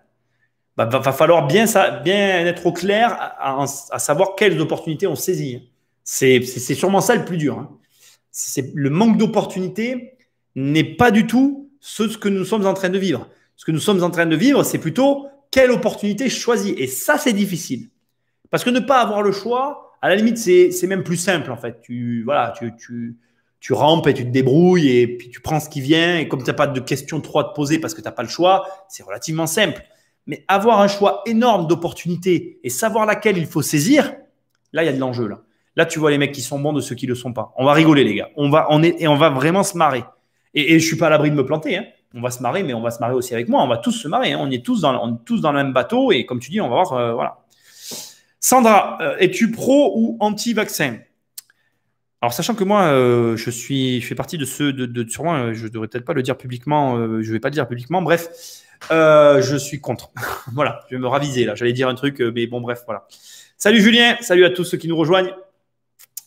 Ouais, donc je suis contre le vaccin. Je ne prendrai pas un vaccin qui a été fait à la va-vite.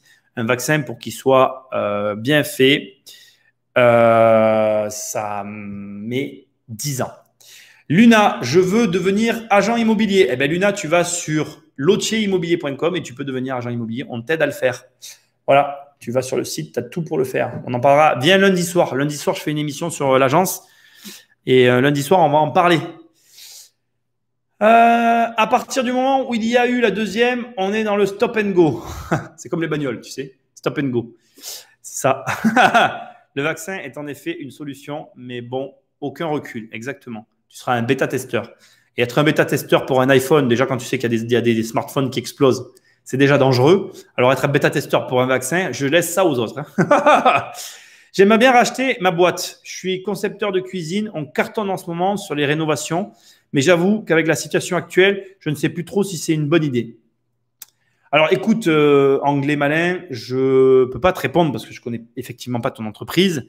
Moi, je suis complètement d'accord avec le fait qu'il y a plein d'opportunités en ce moment, que c'est le moment, etc., de passer à l'offensive sur ce genre de situation. Mais après, voilà, c'est à toi d'évaluer les risques. Bon, déjà, si tu bosses dedans, si tu bosses dedans, déjà, tu as un énorme avantage. Tu en connais les tenants et aboutissants et tu es en mesure de savoir ce qu'il en est. Donc, moi, à ta place, ouais, je m'y intéresserais parce que paradoxalement, c'est un peu le moment de passer à l'offensive sur des trucs comme ça, quoi. Mais bon, c'est mon avis. Après, je ne connais pas ta boîte. Hein. Il ne faut pas que tu m'écoutes là sur ce coup-là. Il faut voir ta situation. Mon frère est sur Hong Kong et il me disait encore aujourd'hui qu'après quelques semaines proches de 0 cas par jour, ben aujourd'hui, il passe à 80. Ah ouais. C'est rigolo, ça, tiens. Ouais, ben après, Hong Kong, c'est à part parce ils sont vraiment bons. Ils ont vraiment, comment je vais dire, ils ont vraiment une technicité ou en tout cas des connaissances par rapport à la virologie. Il y a un recul, hein, le SRAS, c'était eux, hein, le SRAS en 2003, c'était chez eux. Ils ont développé des unités hospitalières très avancées sur ces sujets-là. Pour moi, Hong Kong, c'est quand on parle d'Hong Kong, je prends avec des pincettes. C'est pas la vraie vie. Enfin, c'est pas la raciste, c'est la vraie vie, mais c'est pas la réalité. Même s'ils ont 80 cas par jour, ils les géreront très bien, beaucoup mieux que nous, quoi.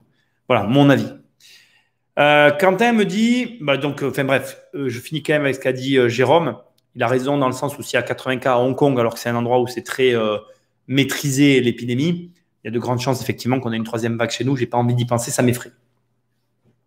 Quentin nous dit opportunité, point d'interrogation. Ben ouais, il y a plein d'opportunités. Moi, en ce moment, je vois plein d'opportunités. Hein. Il y en a plein, ne serait-ce que sur les entreprises. Parce que toutes ces entreprises qui font faillite, elles ne font pas toutes faillite par rapport à la structure même de leur business. Elles font faillite pour des mauvaises gestions. Et toutes ces entreprises qui font faillite pour mauvaise gestion, c'est des opportunités terribles.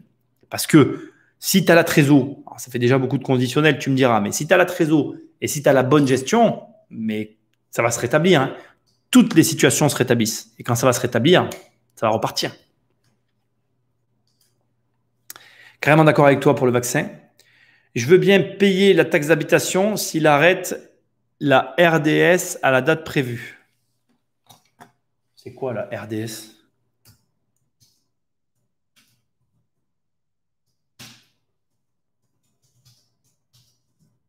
Tu peux me dire ce que c'est, s'il te plaît, la RDS? Quand tu vas me le dire, je vais être dégoûté. Parce que moi, quand tu me dis la RDS, je comprends la CSG, c'est RDS, mais ça ne doit pas être ça. Salut 93 vidéo, opportunité du moment. Le e-commerce, car les gens achètent de chez eux. Coucou Nico, salut. CSG, CRDS. Ah oui, CSG, oui, CSG, CRDS. Oui, c'est ça, on est d'accord. Alors, je pensais à la même chose, je n'étais pas sûr. Je me suis dit la RDS. Oui, la CSG, CRDS. Oui, ah ben. Non, mais moi, on est là, le Covid, là. Ce qu'on vit là, le confinement, ça nous montre que le système français est vérolé de l'intérieur par des taxes. Il faut arrêter les taxes. Ça suffit. Stop, terminares, trouver une autre solution. C'est plus possible. C'est pas possible. Pas arriver et dire à des gens on vous confine, fermez tout. Ah ouais, putain, mais je sais pas si j'en ai parlé la dernière fois. Punaise de punaise. Je sais pas si j'en ai parlé la dernière fois. Mais c'est ça dont je devais vous parler. Ça y est, ça m'est revenu. Je sais pas si vous avez vu là, la Belge qui s'est suicidée. Ah, moi, ça me.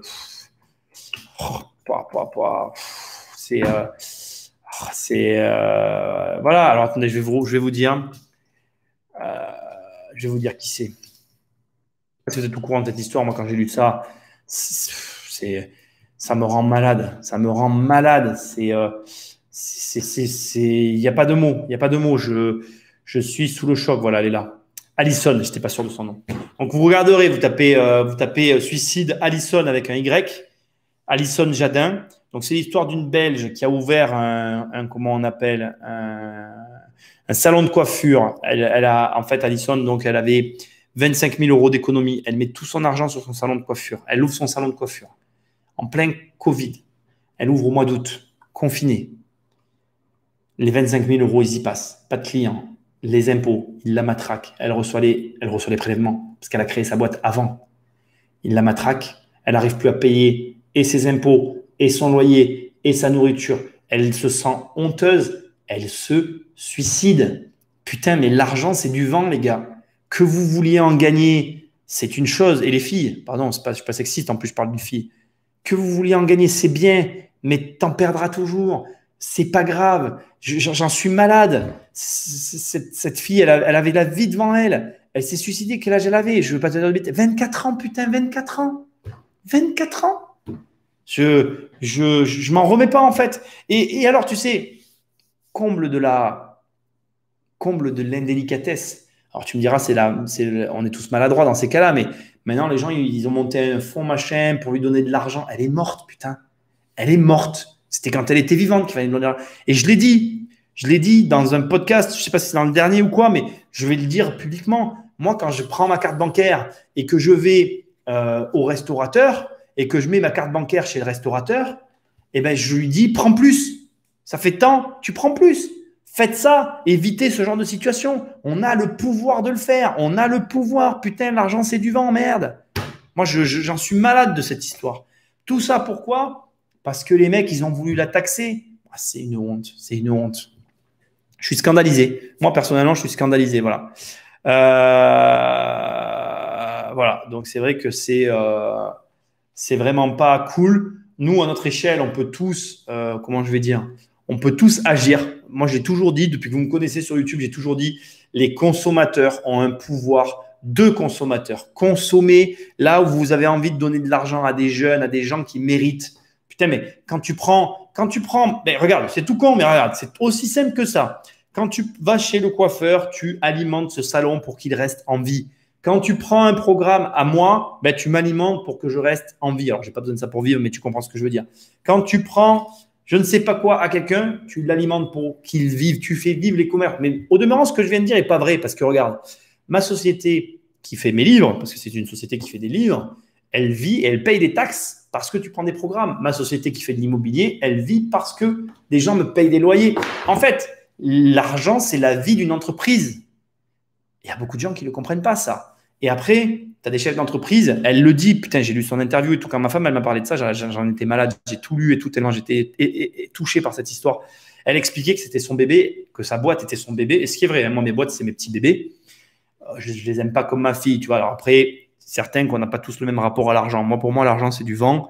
Je préfère tout perdre et faire faillite et vivre avec ma fille que me suicider. Je ne me suiciderai pas pour de l'argent. Ça, c'est certain. Je n'ai pas été fabriqué comme ça. Mais j'arrive à la comprendre parce qu'elle a créé quelque chose qu'elle voulait voir grandir et vivre. Et une situation extérieure a tué son projet. Et elle ne pouvait pas vivre sans ça. Putain, moi, ça me rend malade en fait. Ça me rend malade. Donc, à votre échelle, vous pouvez agir pour empêcher que des drames comme ça se passent. Hein. Et honnêtement, vous serez surpris. Je suis sûr que vous ne le savez pas, mais autour de vous, il y a des gens qui sont dans des situations comme celle-là. Moi, j'ai la chance.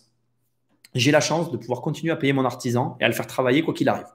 Parce que je suis mon maître d'œuvre et mon maître d'ouvrage et que comme je ne porterai pas plainte contre moi-même, en tout cas, j'ai toujours agi comme ça.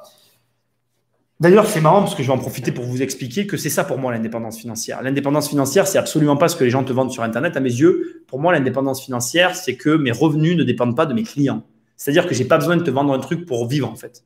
Je suis mon propre client. Je suis indépendant financièrement, c'est-à-dire que j'alimente moi-même, alors je ne suis pas né de nulle part, c'est-à-dire je n'ai pas poussé un jour de nulle part et je ne suis pas sorti de la terre avec de l'argent, mais j'ai fait des chantiers qui alimentent à la fois mon train de vie et qui alimentent à la fois mes sociétés. Et ça me permet d'avoir une forme d'indépendance vis-à-vis de vous. C'est ce qui me permet, comme j'ai dit en préambule à cette émission, de dire à mon client, n'achète pas ça, et de m'asseoir sur la commission de l'agence, n'achète pas ça parce que c'est de la merde. Et ça n'a pas de prix en fait. Ça n'a pas de prix. Et c'est ça que tu cherches. Mais tu cherches aussi à faire vivre ces jeunes-là. Alison, putain, tu tapes Alison Jadin, tu vas la voir. Moi, je vois cette gamine, mais j'en suis malade. Et tu peux rien faire. Et maintenant, les gens, ils lui rendent hommage. Mais elle est morte, putain. Lui rendez pas hommage, c'est trop tard. C'était de son vivant qu'il fallait le faire. Moi, ça m'énerve tout ça, mais au plus haut point. On va éviter de mettre la pièce. Ça va me gaver. Hein. Allez, je prends les questions encore. On arrive tranquillement à 19h. C'est 19h. Ah, ok, business avec le PGE. Certains vont tenir alors qu'elles ne devraient pas. Non, Quentin, je ne suis pas d'accord. Le PGE, comme j'ai dit tout à l'heure, il n'a pas été accordé à ceux qui n'avaient pas d'argent. Le PGE a été donné à ceux qui avaient de l'argent. Je suis désolé de le dire. Ça, c'est pareil, c'est des effets d'annonce. Moi, je le vois dans le quotidien des gens que je connais, que je côtoie. Tous ceux qui avaient besoin du PGE, je vais vraiment le dire publiquement parce que ça doit être entendu. Tous ceux qui avaient besoin du PGE ne l'ont pas eu. Tous ceux qui avaient besoin du PGE ne l'ont pas eu. Je vais même te dire un truc que je ne devrais pas dire. Moi, j'en avais pas besoin. Je suis sûr que si je l'avais demandé, je l'aurais eu. J'ai pas osé le faire parce que je me suis dit, c'est abusé de faire ça. Et je me suis dit, je vais le laisser pour ceux qui en ont besoin. Et au final, aujourd'hui, avec le recul, quand je fais le bilan de ceux qui ont eu droit au PGE, tous ceux qui l'ont eu sont ceux qui n'en avaient pas besoin. Et tous ceux que je connais qui en avaient besoin, eh ben, ceux-là, ils ne l'ont pas eu. Donc, cette histoire de gens que j'entends qui font des prédictions sur l'avenir en disant oui, les banques, elles ont prêté des PGE à des sociétés vérolées. Je ne dis pas que dans l'eau, il y en a un ou deux qui ont passé à travers les mailles du filet. Je ne dis pas ça. Bien évidemment qu'on arrive toujours à prêter à certaines personnes qui sont limite. Et tu as raison. Je pense que certains ont eu de l'argent alors qu'ils n'auraient pas dû en avoir. Mais je pense que c'est une minorité. Dans mon entourage, du retour que je peux te faire, de tous les chefs d'entreprise que je connais, la plupart de ceux que je connais qui ont eu le PGE, ils n'en avaient pas besoin. Et ce n'est pas normal. Ça n'est pas normal, mais c'est la réalité. Et encore une fois, c'est là où on voit qu'il peut y avoir une volonté politique qui est mise en place, quelque chose de bien au départ, mais qui malheureusement, à l'usage, n'est pas utilisé de la façon dont il était prévu initialement. C'est ce qui s'est passé là. Voilà. C'est malheureux, mais c'est comme ça. Comme hier, avec mon commentaire sur l'abandon d'enfants. Ah ouais, exactement. Je crois que je t'ai répondu. Ça m'a fait mal, ça. C'est complètement fou. C'est complètement fou ton truc. Ça m'a fait mal, mais bon, c'est comme ça. Bientôt, on aura encore moins de pouvoir. Ils sont en train de nous pondre un euro numérique. Ils pourront précisément le dire à quel prix tu te torches, à quel moment. Non, ça n'arrête. Jérôme, je l'ai dit dans mon analyse podcast, j'y crois pas du tout. C'est ce que j'expliquais. Pour que l'euro arrive dans tes mains, il a fallu 60 ans. C'est-à-dire que pour que l'euro passe du concept 1936 à la réalité dans tes mains, il a fallu attendre de 1936 à 2002-2003. Alors en 2000, il était en place, mais il a fallu encore quelques années pour le mettre dans nos mains. Tu crois vraiment qu'en 6 mois d'une pandémie, il y a un truc numérique qui va sortir du jour au lendemain qu'ils ne comprennent pas, qu'ils ne maîtrisent pas, qu'ils ne savent pas comment ça fonctionne? J'ai juste un exemple. Regarde les lois qui te condamnent si jamais tu ne déclares pas ton portefeuille numérique. Si les mecs savaient ce que tu peux faire avec le Bitcoin, tu ne risquerais pas une amende aussi petite si tu ne déclares pas ton portefeuille de Bitcoin. D'ailleurs, je ne sais même pas s'il y a une loi qui a été faite pour le non-déclaration du Bitcoin. En ce moment, je ne sais pas si tu sais sur quoi ils travaillent. En ce moment, ils travaillent sur comment faire pour que, quand tu t'inscris sur un site, tu puisses scanner ta carte d'identité pour que ce soit relié à ton compte pour qu'on puisse te retrouver. Sachant que si tu télécharges une application VPN, en 30 secondes, tout ce qu'ils sont en train de mettre en place, ça ne marchera pas. Ils sont tellement largués par le numérique, mais largués, hein. Ils sont largués de A à Z, que votre histoire de monnaie numérique, c'est un joli film de science-fiction. On peut en parler et rigoler autour d'un verre, mais ça n'arrivera pas. Voilà, je te le dis. Tu peux en parler avec des banquiers. Les banquiers, de toute façon, je l'ai dit dans l'émission, ça arrivera le jour où par pays, donc par pays concerné, il n'y a qu'une seule banque. Voilà. Et je l'ai dit, Jérôme, je l'ai dit la dernière fois, tu verras, il va y avoir par contre des mouvements bancaires d'ici la fin du mois de décembre, d'ici la fin de l'année, des gros mouvements bancaires qui vont dans ce sens-là, mais il y en a pour un moment. Et puis, c'est des banques privées, hein. Il y a des enjeux colossaux, tu n'imagines pas. Toi, à ton échelle, tu réfléchis. Pour toi, un mec qui gagne 100 000 euros par jour, c'est beaucoup d'argent, mais tu es très loin du compte. Par exemple, un enjeu pétrolier, il faut que tu saches qu'on est sur des montants qui peuvent friser le demi-million journalier, tu vois. Pour te donner un ordre d'idée, et on parle du marché du pétrole qui est un très gros marché mondial.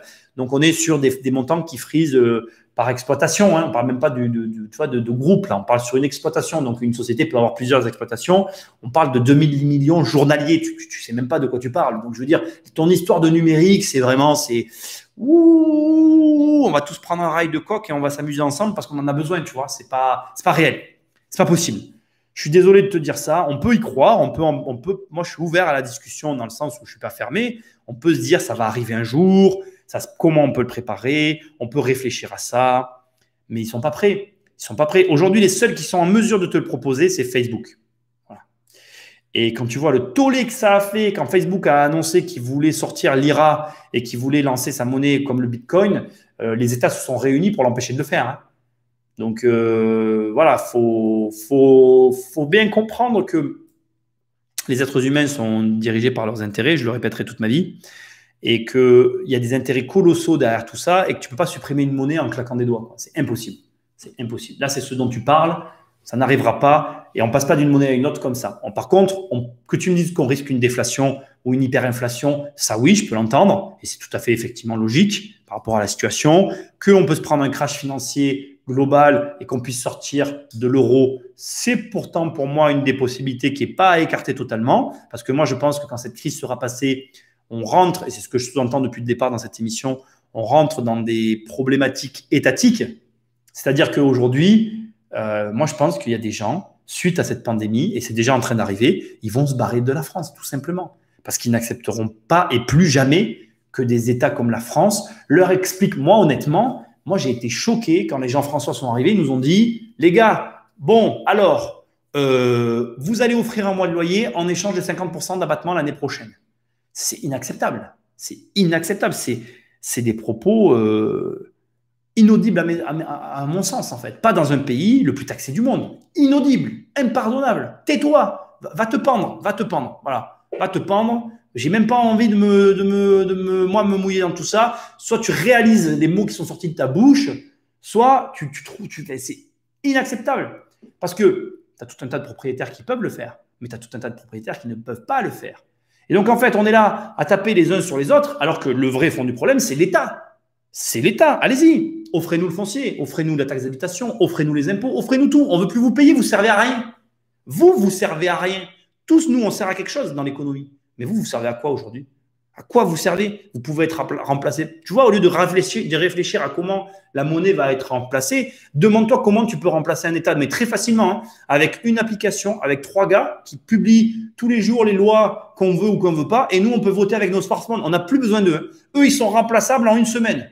La monnaie, elle n'est pas remplaçable en une semaine. Donc, remplaçons ce qui est remplaçable et qui est inutile, tu vois. Enfin, je veux dire, moi, perso, c'est comme ça que j'agirais. Tu vois, je me dirais, bon, les gars, vous êtes inutiles, vous nous coûtez de l'argent pour rien, vous ne servez à rien, vous ne savez pas gérer, puisque vraisemblablement, ça fait 30 ans que vous êtes là et que ce n'est pas vous qui avez construit l'intramuros de Paris. Donc, au vu des bâtiments que vous construisez, voilà, la qualité des bâtiments actuels reflète la qualité des personnes que vous êtes. Donc, dégagez.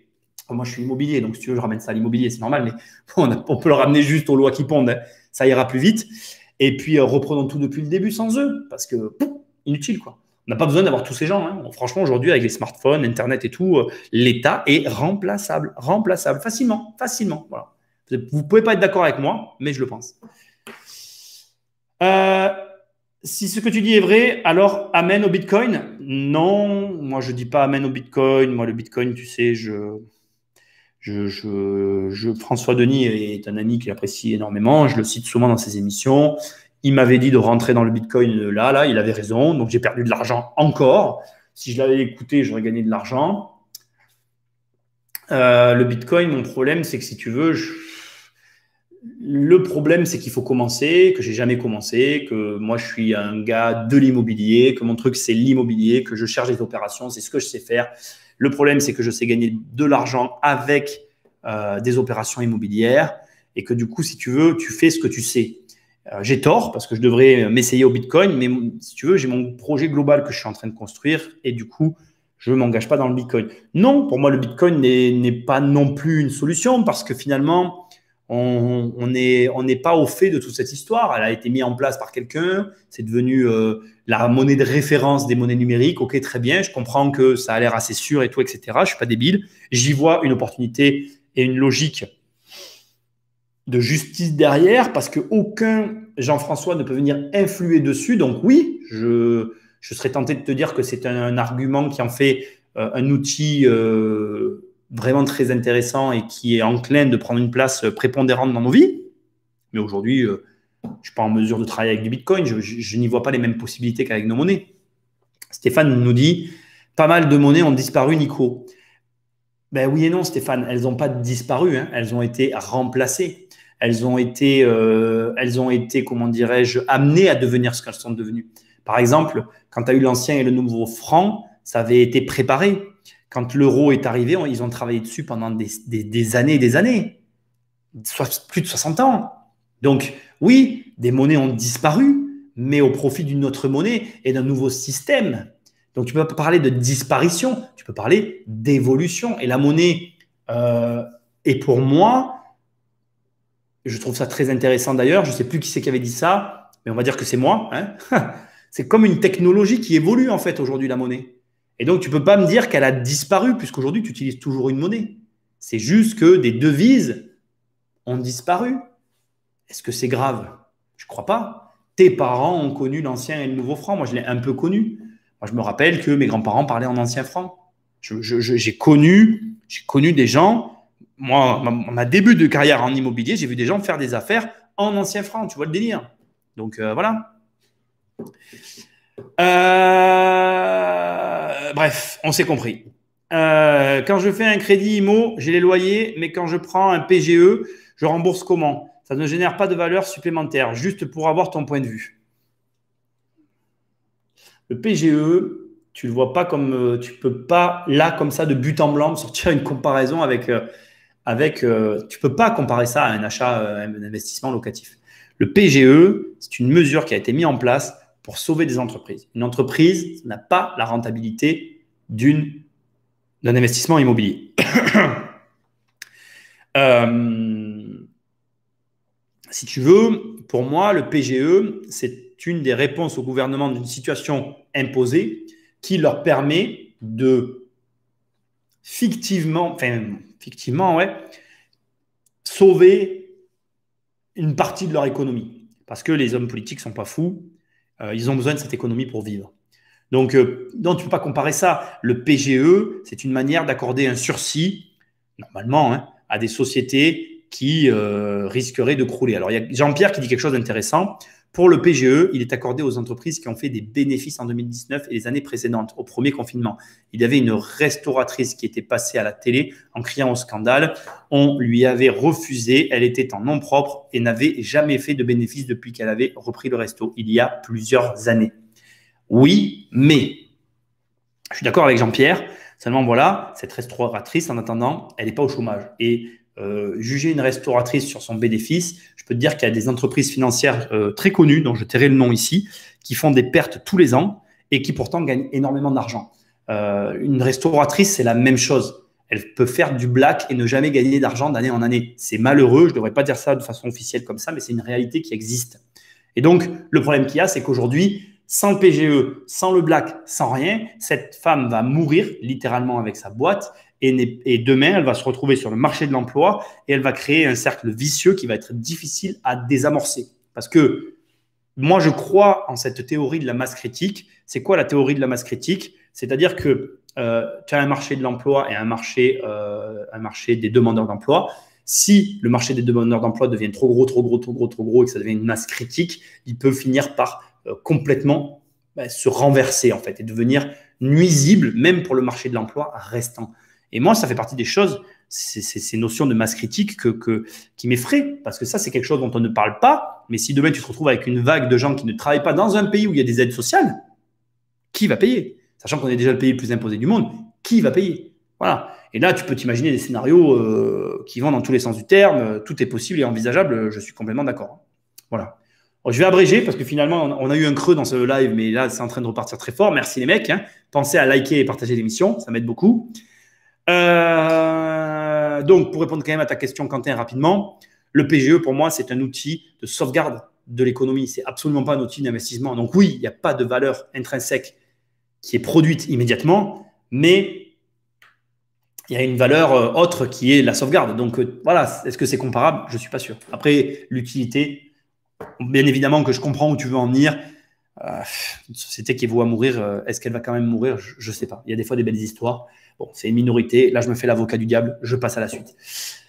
Sauf l'or et l'argent. Ouais, bon, je ne parle pas de ça. Quentin, ça te permet de continuer à payer les taxes. Oui, c'est ça. Oui, mais si tu payes du passif, quand tu y penses, c'est le piège. C'est comme si je faisais un crédit pour payer ma taxe foncière. Pas faux. Est-ce qu'il vaut mieux mourir tout de suite plutôt qu'avoir un sursis et espérer un miracle? Je ne sais pas. Je pense que personne n'a envie de mourir, que chercher à s'en sortir, c'est la bonne solution. Maintenant, le vrai fond du problème, c'est si tu ne changes rien dans ce processus, évidemment que ça ne sert à rien. Le but du PGE, à la base, c'est de t'empêcher de fermer. C'est l'État qui investit pour ensuite être sûr d'avoir ses taxes. C'est exactement ça. Mais oui, c'est comme un crédit conso. Ouais, c'est... Merci pour les échanges. Je suis à La Réunion. Passe boire une bière quand tu veux. En IMO, il y a quelques affaires à faire par ici. Ouais, j'arrive ce soir là en avion. D'ailleurs, c'est connu en ce moment, les avions, ils volent vraiment bien. Quentin, mets un like. Merci. Mettez un like. Je vous rappelle aussi, pour tous ceux qui ont lu le livre, mettez-moi un commentaire. Je vais vous laisser parce que c'est 19h15 et que je dois y aller. Je dois encore voir mon artisan pour lui laisser des chécos. Lundi soir, on a rendez-vous pour parler de lotier immobilier. Jeudi prochain, il y a Jérôme. Entre-temps, j'aurai peut-être mon mélangeur. Donc, tous ceux qui sont sur le groupe privé, ne vous étonnez pas si vous voyez popper une vidéo semaine prochaine, début de semaine prochaine, pour qu'on teste ce mélangeur. Sinon, semaine prochaine, si je l'ai, on en profitera. Et puis moi, je vous souhaite une très bonne soirée à tous. Merci d'être là. Lundi soir ou mardi matin, vous allez avoir la suite de l'analyse de Hold Up, suite et fin. Puis après, on reprendra les qui veut être mon associé. Et après, on reviendra sur les analyses que j'ai fait là pendant quelques temps, les analyses normales. Bonne soirée à tous. Bon confinement jusqu'à samedi, même si ça continue encore après. À la semaine prochaine. Ciao, ciao.